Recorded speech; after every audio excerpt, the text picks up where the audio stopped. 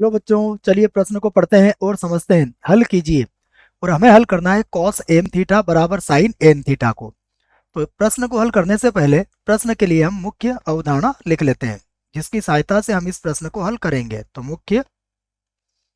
अवधारणा मुख्य अवधारणा में हम प्रश्न से संबंधित एक सूत्र लिखेंगे, जिसका प्रयोग यहाँ पर किया जाएगा।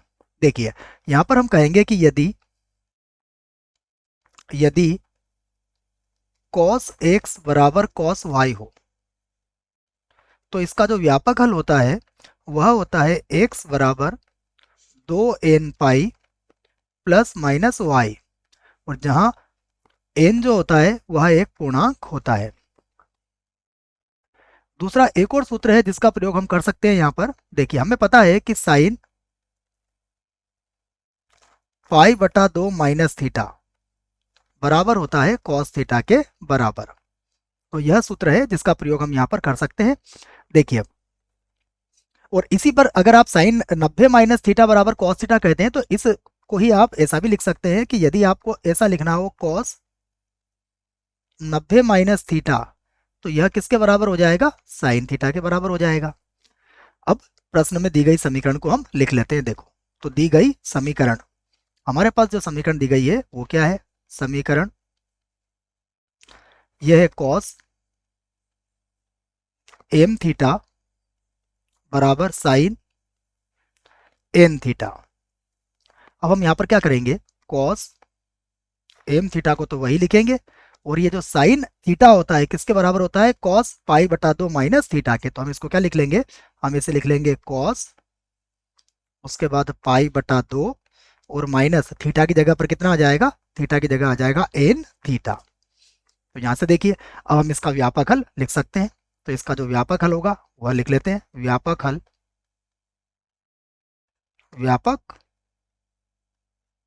देखिए, व्यापक हल का सूत्र मैंने आपको लिखवा दिया है। एक्स बराबर 2n pi plus minus Y होगा। तो यहाँ पर हो जाएगा एम थीटा बराबर 2n पाई, उसके बाद प्लस माइनस, और यहाँ पर क्या होगा?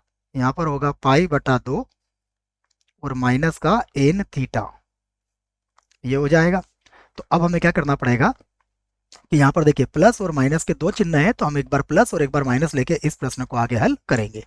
तो सबसे पहले हम प्लस चिन्ह का प्रयोग यहाँ पर कर लेते हैं।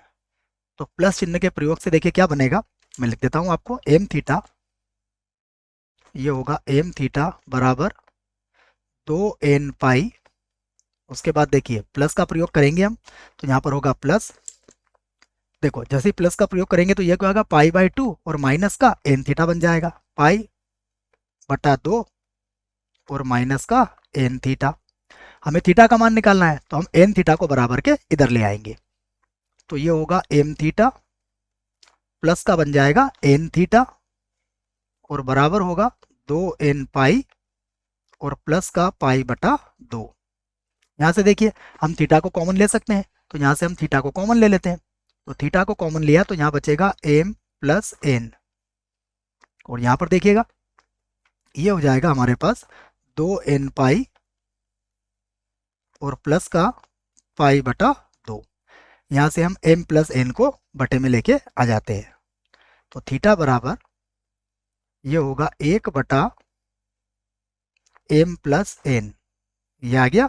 और उसके बाद देखो यहाँ पर आ जाएगा 2n पाई और प्लस का पाई बटा 2, और यहाँ पर हम लिख देंगे n जो होगा वो सदैव क्या होगा? एक पूर्णांक होगा।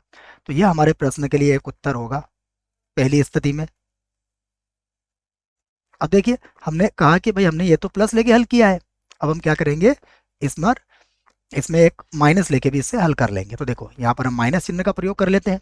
तो जब माइनस चिन्ह का प्रयोग करेंगे तो ये होगा एम थीटा बराबर होगा 2n पाई।